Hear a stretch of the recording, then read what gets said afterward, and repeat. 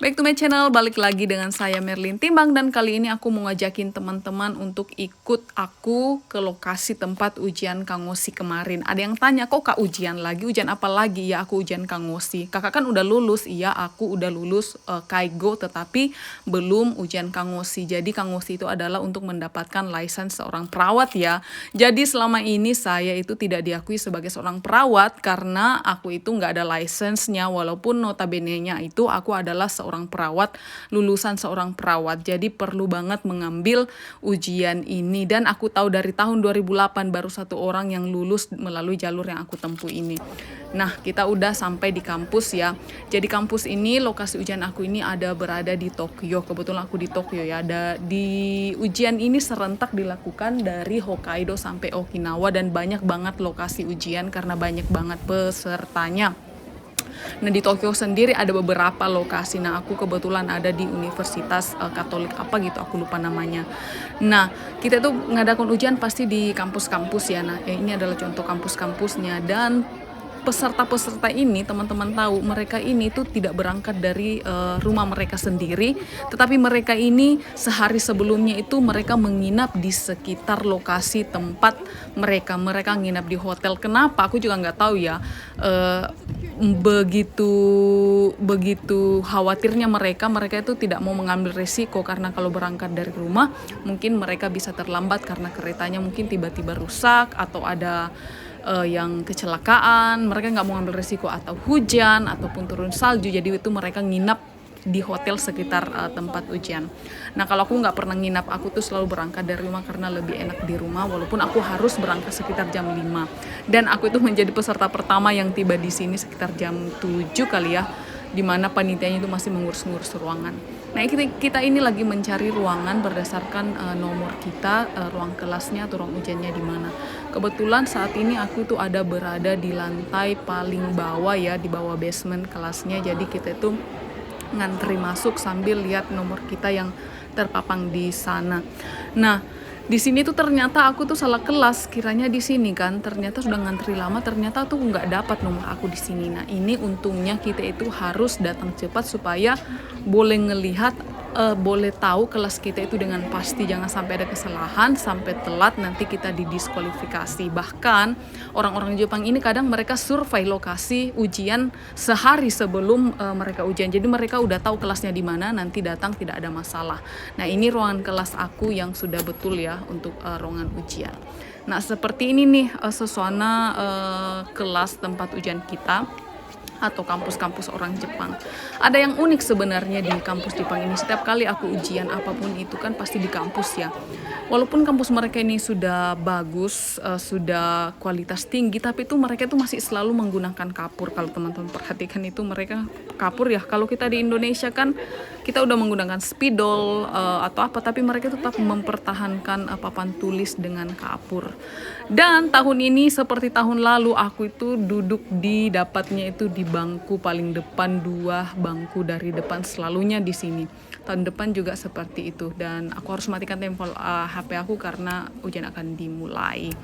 Nah, ini waktunya untuk pulang. Jadi tadi aku tuh tiba di sini jam 7 dan ini sudah mulai gelap lagi, itu sekitar jam 5 sore ya.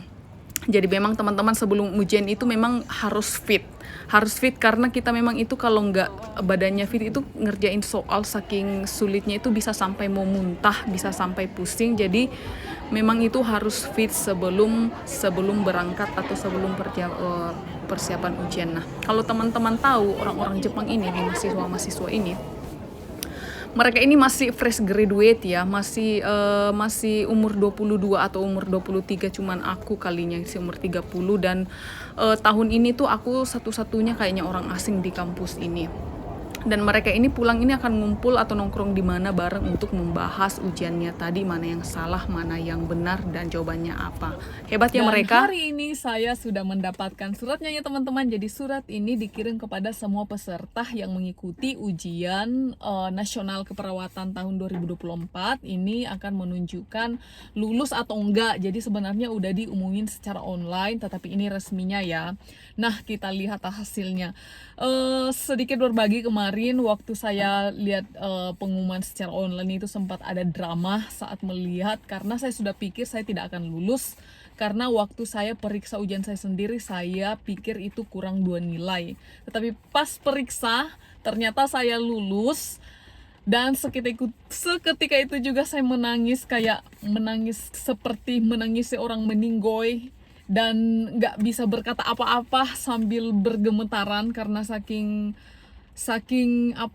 excitednya kok bisa lulus ya. Dan perlu kita tahu untuk tahun 2024 ini orang Indonesia, orang asing yang lulus itu cuma 17 orang. Orang Indonesia yang kohose itu nggak ada yang lulus. Yang lulus itu cuma 2 orang, saya dengan 1 teman lagi. Aku nggak tahu sih, tapi ada 1 orang lagi yang lulus dan banyak banget orang Jepang yang tidak lulus. Maksud saya mau bilang ini, ingin menyampaikan kepada teman-teman kalau ujian Kangoshi ini tidak main-main, memang betul-betul sulit banget. Saya mungkin tembus mungkin karena standar aja, tapi nggak apa-apa, yang penting tembus. Well, kita buka ya. Tau gak sih perjuangan ini mendapatkan ini?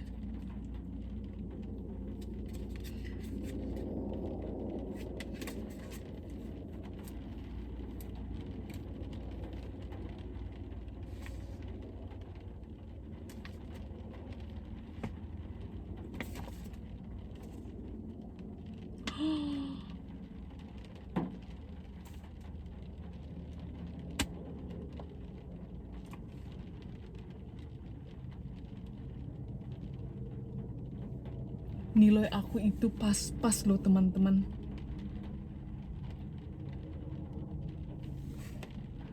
Pas loh nilai aku ini. Kurang 1 poinnya saja aku nggak lulus.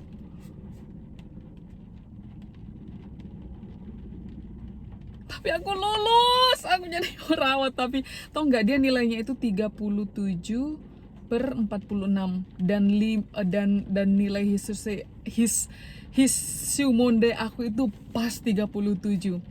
Kurang 1 poin ini aku nggak lulus. Kurang 1 poin saja aku nggak lulus.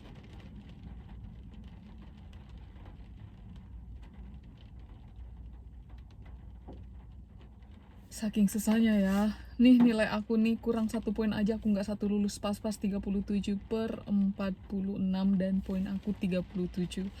Aku gokaku shimashita. Arigato. Baiklah, sekian video ini. Semoga teman-teman Kaigo yang menonton video ini teman-teman bisa juga melakukan yang sama. Mungkin teman-teman yang masih di luar Jepang masih gambaran. Jadi selalu ada isu kalau dari Kaigo ke Kangoshi itu bisa, tetapi belum ada tapi nggak tahu siapa yang pernah melakukan proses ini. Dan boleh bilang seperti yang saya